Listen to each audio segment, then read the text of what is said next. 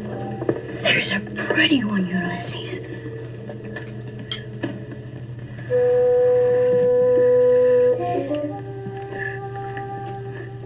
There it is. Well, this is exciting to welcome BookTube royalty onto my channel. This is Lil of the fabulous BookTube channel, Lil's Vintage World. She's joining us today from West Midlands. Hello, Lil. Hello, Sean. You okay? How lovely to finally meet you on the Zoom. Meet you, as they say. We're going to talk in a minute about I'll show the novel, but first we're going to talk about your channel. The novel is Babbacombe by Susan Scarlett, recently reprinted by the Furled Middlebrow imprint of Dean Street Press. And this is right up both of our streets. Your channel really specializes in this kind of literature. Tell us what goes on over in Lil's Vintage World. So my channel is predominantly book focused and focusing on books from early to mid 20th century, predominantly women, but some men as well. And effectively what I suppose is kind of women's fiction of the period. They're quite twee, cozy, lots of books like Angela Thirkell and Barbara Pym, Susan Scarlett and Nancy Mitfield, all those people who are no longer with us, but take us back to that kind of a very different time, even though it's, 100 years ago. Absolutely. And so we sure get along in the book department. How long have you been at this? You're a veteran, aren't you? I think I want to say 2015. Okay, so a couple more years than me, I think. Yeah. I've been at it quite a while, but I'm quite niche, aren't I? So I don't have loads of subscribers, but I'd rather have people that, really enjoy the same books that I enjoy. And I think that's nice. Created a little community of vintage literary lovers. Well, and you're no slouch in the subscriber department. So did your channel start out in this niche, or did it kind of just develop? Originally, and I still do dabble. It was always going to be vintage clothing, history, and books. And I tried originally to do a video on each week, one on vintage clothing, one on history, one on books. But I read so much and books are just so easy to talk about that became what I do mostly on the channel. But I still do history videos now and again and vintage clothing videos now and again. It's just the books have just taken over. Did you watch the coronation? Of course. I am a royalist, I'm a monarchist, and I thought it was wonderful. I just loved watching history come to life, and I thought it was really interesting how they've done some modern takes and kept some of the traditional elements as well. And I thought it was really quite tastefully done. Yeah, I loved watching it, and I've been watching bits on repeat on YouTube ever since. So he's on a pod, yeah. And did you have a favorite moment? I think it was the bit with William when he does his oath. The bit with Prince Louis, I just thought when he was on the balcony, he just stole the show with his hands, with his window wipers. I just thought he was just wonderful because he's just turned 5, hasn't he? I thought he did ever so well to sit there for like 4 hours or something. And then he's watching and he just, he stole the show, as always. Well, I'm dying to hear about Babbacombe because I already have a plan to read it for the Litzy Furled Middlebrow Book Club. And I loved Susan Scarlett's novel, Clothes Pegs. And so I want to read all of her stuff now. But several people have said, Sean, this is one of the best ones in the whole series. Tell me if you agree and tell us why. Tell us why you like this book. Okay, I do agree. So Babbacombe is from 1941. And it's about a girl called Elizabeth Carson, known as Beth Carson. And she leaves school to go to work at a department store called Babbacombe's, hence the wonderful cover. They really go to town on the covers, don't they? And she's going to work in the fashion department that her dad's got her an entry-level position in. And the family get a letter one day to say that the dad's half brother's daughter, so effectively his niece or half niece, I don't really know what you are, but she's going to come and live with them they get her a position as well, so she gets a position at Babbacombe's, and Beth goes to meet her cousin Dulcie at a train station, and when she's there she falls flat on her face and she falls over a dog, a little dachshund called Scissors, and this very handsome gentleman helps her up, and then she meets this handsome gentleman again in Babbacombe's in a lift, and it turns out that he is the son of the owner of Babbacombe's. It's very twee, it's very of the period, but it's such an easy read, and I love how Susan Scarlett, or Noel, writes her characters, because we have this very jealous cousin of Dulcie, but you instantly fall for Beth. She's just wonderful, and I just loved it. Yes, it sounds in a way quite similar to Closed Pegs, in a way that I'm really looking forward to reading it, because I just loved that was such a satisfying read for somebody who doesn't really particularly love romance plots, but it was just really well done. I have not mentioned that Susan Scarlett is the pen name for the acclaimed children's writer of the first half of the 20th century, Noel Streatfeild. She wrote about 18 of these under the pen name Susan Scarlett, right? Yeah, she wrote quite a few, because writing under her own name, she was only writing children's stories, and that's of course what she became so well known for.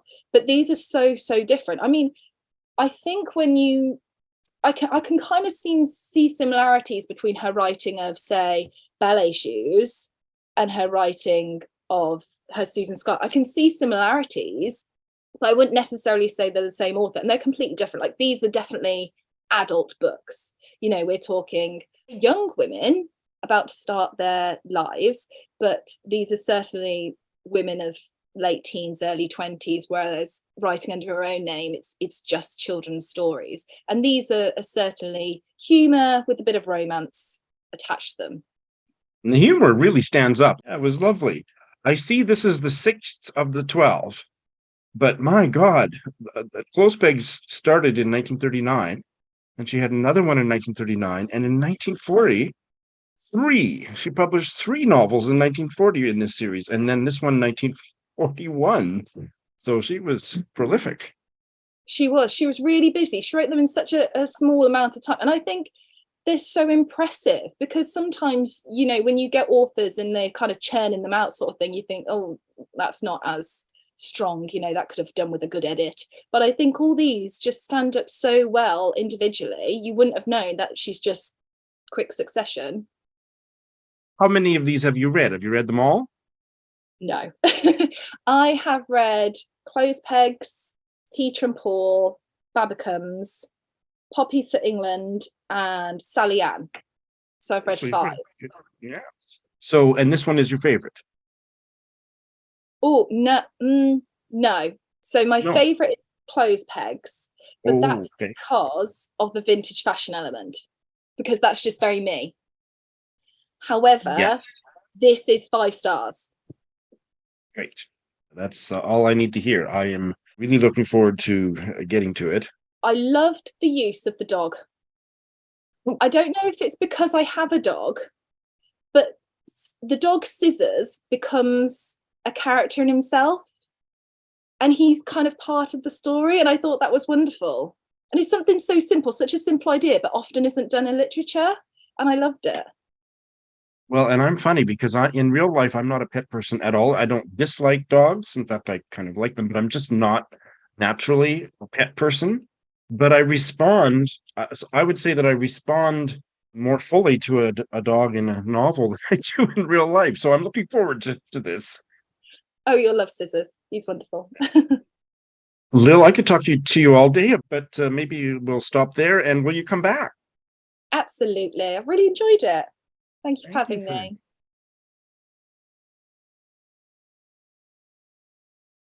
How exciting to have Kezia from Ohio back. Hello, Kezia. Hi. Hi, Sean. We're here to talk about a new novel that is about Africans and African Americans all mixed up together in a really interesting way. The title is What Napoleon Could Not Do by D.K. Nnuro, and it just came out in February. Tell us about this book, Kezia. All right. So, what Napoleon could not do? Very interesting title already, right? So, it centers around three main characters: Jacob, Belinda, and Wilder. Jacob and Belinda are siblings, and Wilder is Belinda's husband. So this story is really about, I wouldn't say like there's necessarily a plot, but it's just looking at the lives of three characters and their perspectives on America, basically.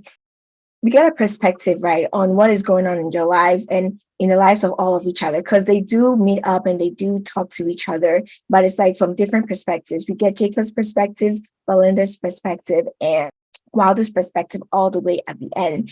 And it's very interesting because the novel says they all have ties to Africa, but they all see America very quite differently. And the book basically explores that, but we don't necessarily get a plot where it's like a story from one point to an end. So Jacob and Belinda are brother and sister. Where were they born? In Ghana. They're born in Ghana. And Yeah. the author, I believe, is Ghanaian American. The Right. author was in Ghana. And roughly what ages were they? Maybe they were at very different stages of life when they separately came to America. Is that right? Around 16, 17 for Belinda, I believe, because she did come here to go to university. So probably around 18. But I remember in high school is when her, it's not really a spoiler, but her friend's father helped her come to America. So it was definitely around that age, but she did go to university right after. Kezia and I have talked offline, and we're not going to say too much about Jacob's story other than that he wants to get to America, and he's got a wife in America, but the U.S. immigration keeps denying his application to come and live with his wife in America. We're not going to say any more about his story, but he and Belinda, brother and sister, are two of the main characters, and then she marries the other main character, Wilder. Yes. And Wilder is not Ghanaian American, right? He's Black African American. right? Yes. His history goes back into the United States. Can you say a little bit more about the different views and experiences they have in America? Yeah. So Jacob, right, he wants to get to America really badly, mainly because of his wife. So that's his goal. But Belinda is in America and she sees America as basically the land of opportunity, right? She's gotten a lot of opportunities living in America, from her education to marrying Wilder. But Wilder is the one that's like, he's lived in America. America hasn't really treated him well. And when we get to his perspective, we get to learn more about this. And that's when we're like, oh, I understand why he feels this way. And so he brings this perspective of America is actually not that kind. And he doesn't even understand why Jacob and Belinda are so helping him coming to America and living this life when he doesn't see that America has treated Black people really well.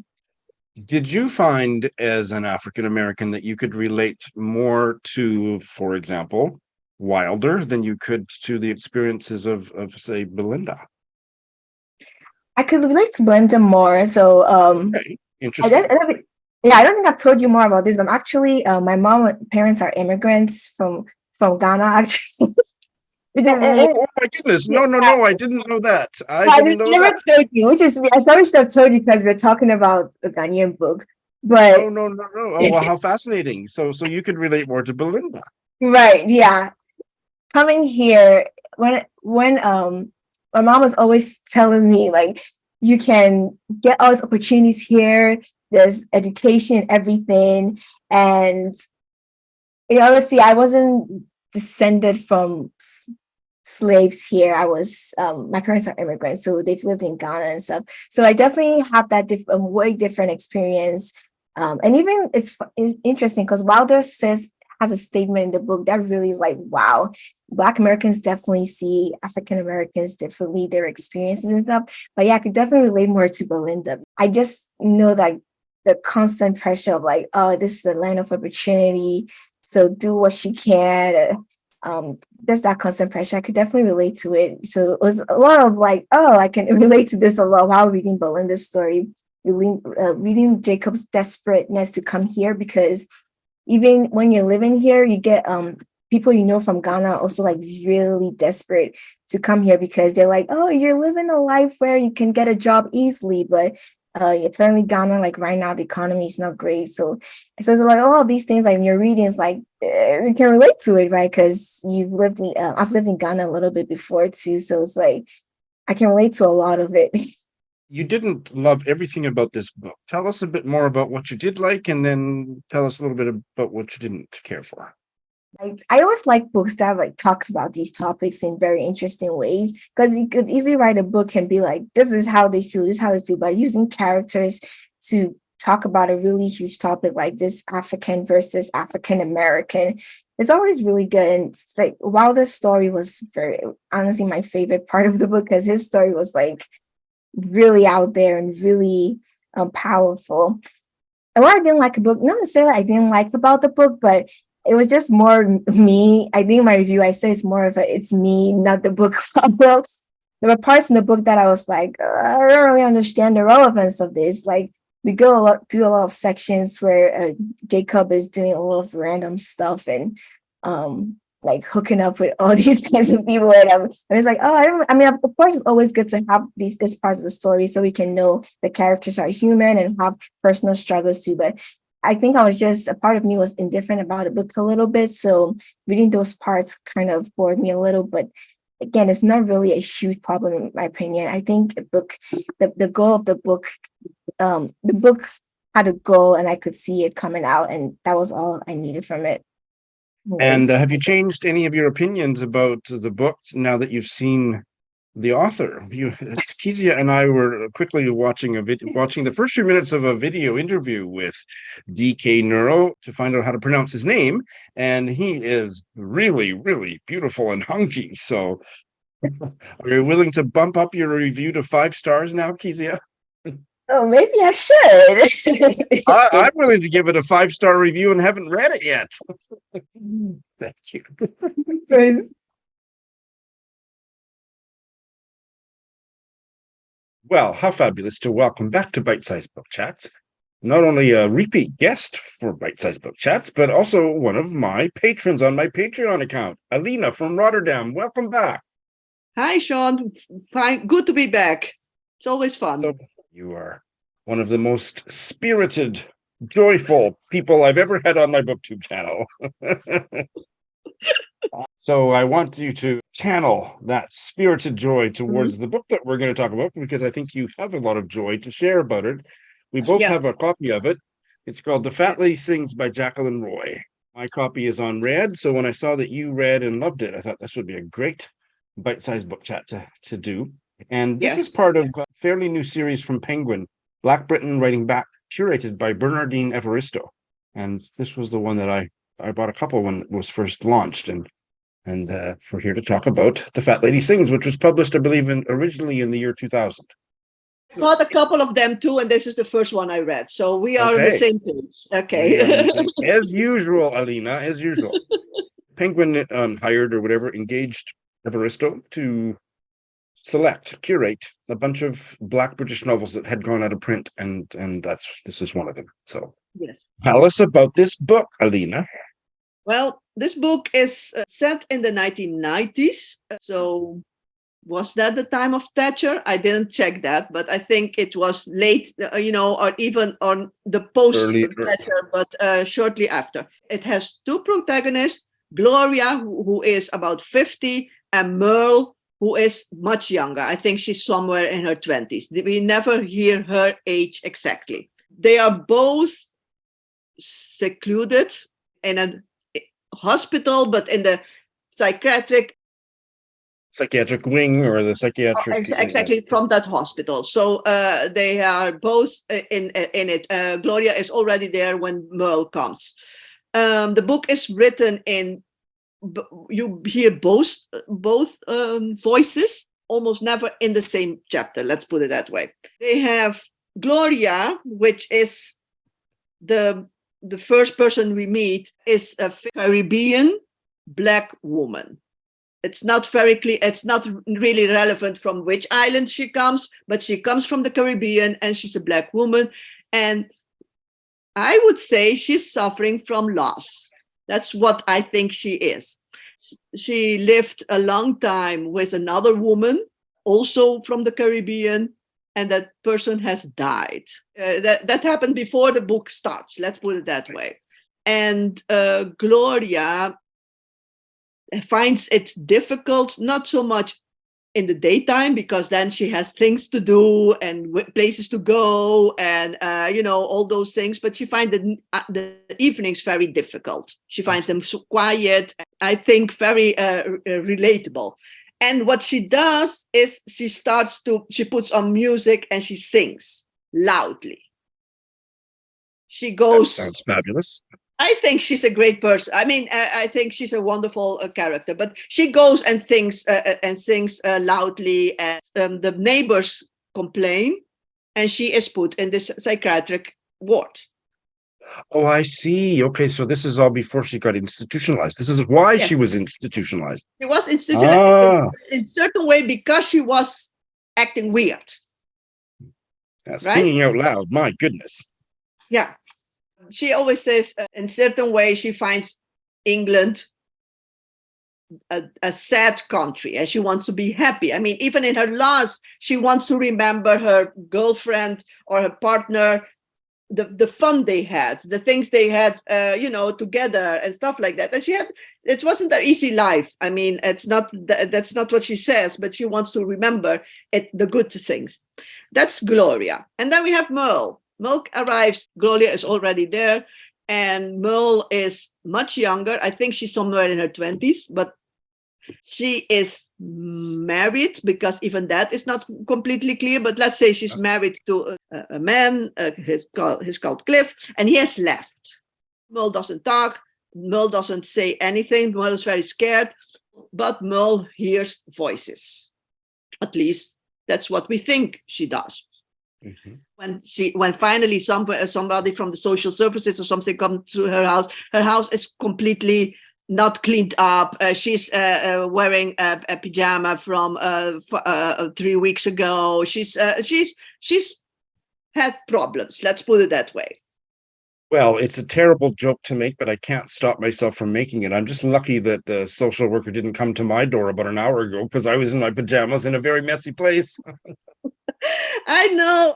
In certain ways, that's the story about this. This whole book is about how institutions handle the individual. I mean, how do they look at things, and why is something considered bad or not bad? Anyway, both of them are really, really medicated. At least then it was very normal you came into this place and you were medicated very heavily, and you were closed in a closed environment. So you are not allowed to leave. You're not allowed to choose anything. So they go back and forth. And of course, there's also group therapy. At least that's what they try to do. But neither of them are interested in group therapy. I mean, let's face it. The one doesn't want to talk, and the other one realizes that this is completely BS. BS.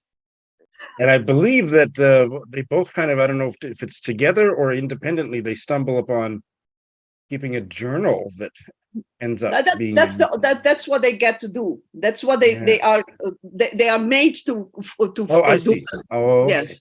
It's like a therapy, let's put it that way. And Gloria, because of being Gloria, she's the one who uses the cassette recorder, and Merle writes. And Merle's story, I mean, I'm going to try to find if I can see it, but it's very difficult. But Merle's story has different type letters. I mean, sometimes you see this is Merle, and these are her voices. Yeah. In the book, you see, this is the voices, and the voices are really in the beginning quite mean to her. always making her small, always telling her she's not worth it, she's a slut, or she is, they are all the time making it. That's what, and I suppose that's what she hears. But she tries to tell the story without them. So it's quite complicated. It sounds also really moving. It's beautiful. It's beautiful. It's a very touching, especially when Gloria decides to start to take care of Merle and really all the other people who are in this, because there are others, and she tries to move to get them to be stronger, to talk, so she tries to make it clear to them, to the doctors, you should talk to Merle, you should try to, you should try to see her point of view, but they are not listening because she doesn't know what she's doing, right? I mean, she's the most wonderful person you will ever meet in a book. Well, you have put it on a whole bunch of people's radar by telling us about it here. Thanks so much. Thank you, Sean.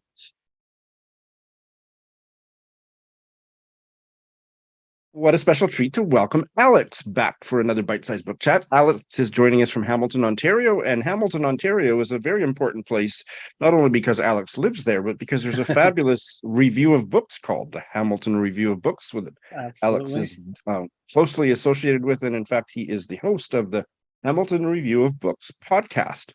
Alex, welcome back. Thank you. Thanks for having me back. It's been a while. I'm really happy, and I'm excited to chat books. You like chatting books in a variety of venues. I believe you're recording a new episode of the Hamilton Review of Books podcast. What's it going to be about? So we just recorded an episode that hasn't been uploaded yet on adaptations. I think the title is going to be something like "The Book Was Better or Was It?"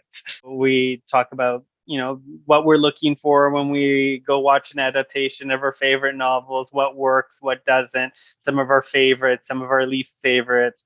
And for the second half, we break down the book and the movie Scarborough, which came out a few years ago, and it was an award-winning film as well, and both excellent. So yeah, it was a good episode, and it'll be coming up soon. But I'm not sure that a discussion of the novel Scarborough should be allowed on the Hamilton Review of Books podcast. I get it. We wanted something Canadian, and I don't know if there's any Hamilton books that have been adapted yet. So it limited some of our choices. Alex has read a novel in translation that sounds pretty darned interesting. It is called A Little Luck by Claudia Piñeiro, translated from the Spanish by Francis Riddle. And Claudia Piñeiro will be familiar for many of you for her previous novel that was published and received great acclaim in English translation, Elena Knows. Tell us about this book. So it's published by Charco Press, and I'm not sure how many people know of Charco Press. It's, I think, a newish press. I think it's based in Scotland, and they focus on publishing or translating works from South America, so Spanish mostly, into English. And so Elena Knows is probably their most recognized because it was shortlisted for the International Booker, and it was very well regarded. And it's a great read. I'd pick it up. And my father actually went back and read it in Spanish because he wanted to, because my parents are from Chile, so Spanish is his first language, and he loved it based on my recommendation of the English translation. And so this is her follow-up. I guess it is published, or it was published in Spanish after Elena Knows, and it's about to come out. I think it's coming out in the next month or so. And the reason I got an early copy is I used some of my mom's Christmas money to get a subscription that they have, and they send you their books a few weeks before publication date. And most of them I haven't read yet. They're all on the shelf because they come in, they're really nice. Nice, good graphic design. They're paperback, and I actually prefer paperback to hardcover. And so this one I picked up right away, and I read it in a couple of days. It follows a woman named Mary Lohan who works at an educational institute in Boston. And one of their roles is to go to different countries or different schools around the world to approve accreditation. So some private school in some country wants to be associated with the methods of this program. They send their people to interview the teachers, interview the administrators, and reward people this accreditation or these schools accreditation. So she gets assigned to go back to presumably Argentina, which is her home country, which she left a couple of decades before. And she's been assigned by her late partner, who I think wanted her to go and face the consequences of the decisions that she made when she left. There was an accident, it's revealed very early, that she was involved in that had horrible consequences for her family and her social group. And she's lived life guilty for what's happened. And so going back to the country would force her to potentially confront what had happened, the people she once knew, her family members, although she makes no attempt to necessarily contact her past, but she obviously faces them when she arrives and begins the interview process. Now, a minute ago, you said her late partner. So is this a romantic partner, business partner? It's both. So it's her Okay. romantic partner that she meets shortly after arriving in the United States and who she confides in about what had happened. And he runs this institute and then passes away. And it's kind of like his last wish is for her to confront the past. As far as I'm aware, Charcoal Press only publishes novellas or very short novels. And this one Yeah. is a couple hundred About pages. 200 pages. Yeah. So imagine there aren't a whole bunch of other characters in it. Is that right? It's a first person narrative. It's totally from her perspective.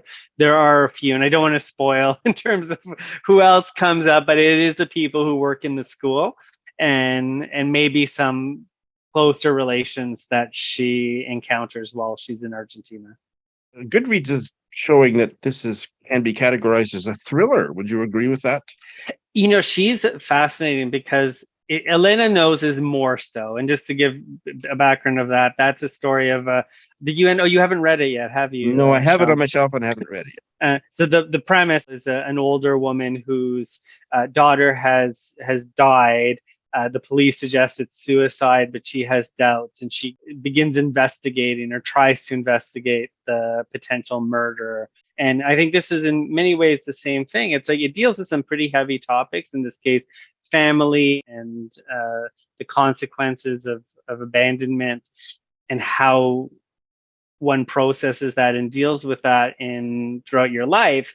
But she does so in such a way that she reveals the details slowly. So it very much has a thriller quality that it builds up to the moment of reveal, but also there's multiple reveals that are slowly released in morsels for the reader. So I think that's why it definitely has a thriller quality to it. That's her style. And Piñeiro, I think, is known for writing these crime thrillers. And so that I think that's probably followed her along, but she's dealing with heavy topics. And I definitely would call it maybe a literary thriller. So if you're looking for a book, we know what kind of books you and I like, which are, bigger themes, solid writing, but like you want something that you can power through in a couple of days, maybe bring to the beach. This book, I think, fits both of those things. And so, no, it's great. I actually thought it was better than Elena Knows. Well, I'm going to take a couple words that we've been bouncing around in this discussion and to say that I feel very lucky to have you back on Bite Size Book Chats, and it's been an absolute thrill. Oh, thank you so much, Sean. I'm looking forward to seeing myself and cringing at myself speaking online. You and me both, but I'll be cringing at myself.